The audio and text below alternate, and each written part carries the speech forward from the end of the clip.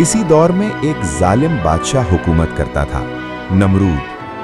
اقتدار، دولت اور طاقت نے اسے اس قدر مغرور کر دیا تھا کہ اس نے خدائی کا دعویٰ کر دیا۔ یہ واقعہ قرآن مجید میں بیان ہوا ہے۔ یہ صرف ایک مناظرہ نہیں تھا، یہ حق اور باطل کا فیصلہ کن معرکہ تھا۔ بابل کی سرزمین بتوں سے بھری ہوئی تھی۔ لوگ جھکتے تھے، قربانیاں دیتے تھے، دعائیں مانگتے تھے، لیکن ایک نوجوان تھا جو سوال کرتا تھا۔ انہوں نے آسمان کی طرف دیکھا، ستارہ چمکا۔ انہوں نے فرمایا، یہ میرا رب ہے۔ پھر ستارہ ڈوب گیا۔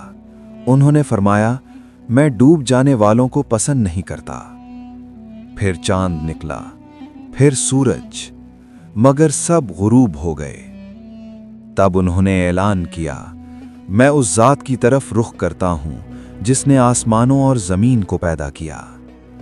یہ اعلان صرف الفاظ نہیں تھا، یہ شرک کے خلاف اعلان جنگ تھا۔ ایک دن قوم میلے پر گئی، مندر